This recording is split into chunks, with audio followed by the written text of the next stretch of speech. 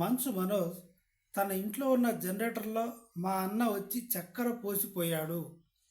Generator jam అయిపోయి రాత్రంతా current లేదు. నా ఇంట్లో 7 నెలల పసిపాప ఉంది. మేము రాత్రి చాలా ఇబ్బంది పడ్డాం అని చెప్తున్నాడు. How it is possible? Manoj Manoj భార్యని పిల్లల్ని తీసుకొని ఆళ్లగడ్డకు వచ్చాడు కదా, రాత్రి ఎలా ఇబ్బంది పడ్డాడు? First point. సెకండ్ పాయింట్, వాళ్ళమ్మది బర్త్డే ఉంది కాబట్టి మంచు విష్ణు వచ్చాడు, కేక్ తీసుకొని వాళ్ళమ్మకి కట్ చేయించి సెలబ్రేషన్ చేసి వెళ్ళిపోయాడు. అంతేకాని వెళ్ళిపోయేటప్పుడు పంచదార వేసిపోయాడు, జనరేటర్ జామ్ అయింది, ఇదంతా మనోజ్కి ఎలా తెలిసింది?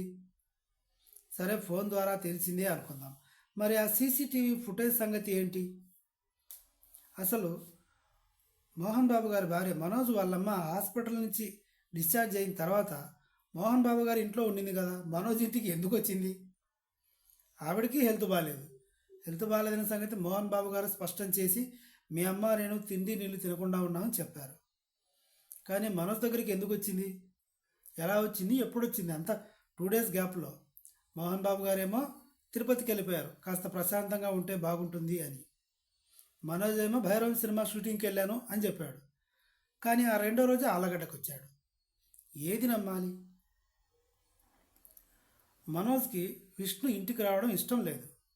ఎందుకంటే తన తండ్రి ఇంటికి వెళ్ళినప్పుడు మంచు విష్ణు అవాయిడ్ చేశాడు. ఇంట్లోకి తనను రానివ్వకుండా మౌనిక గారు ఫోన్ చేస్తే కూడా విష్ణుబాబు మాట్లాడలేదు. మనోజ్ ఫోన్ చేస్తే కూడా ఫోన్ లిఫ్ట్ చేయలేదు. విష్ణుబాబు వాళ్ళ అసిస్టెంట్స్, ఆయన సంబంధించిన బౌన్సర్లు వాళ్ళు మాత్రమే ఫోన్స్ మాట్లాడారు. కాబట్టి మనోజ్ కావాలనే ఇదంతా చేస్తున్నాడు అని మనకి స్పష్టమవుతుంది. అన్ని అబద్ధాలు చెబుతున్నాడు. బకాసం పంతులు మామూలుడు కాదు, చాలా జాగ్రత్త పరుడు. ఇప్పుడు చక్కెర వేస్తే సీసీ కెమెరాలో రికార్డ్ అవుతుందని బకాసం పంతులకి తెలీదా? ఎన్నో స్కూళ్ళు కాలేజీలు నడుపుతున్నాడు, మహా ముదురు బకాసం పంతులు, నాకు పర్సనల్గా తెలుసు. అలాంటిది సీసీ కెమెరాలు ఎదురుగా ఉంటే జనరేటర్లో ఎందుకు పోస్తాడు చక్కెర? అయినా ఇంత సిల్లి పనులు అయితే బకాసం పంతులు చేయడు. మనోజ్ కావాలనే మంచు విష్ణు మీద బురద జల్లే ప్రయత్నం అయితే చేస్తున్నాడు.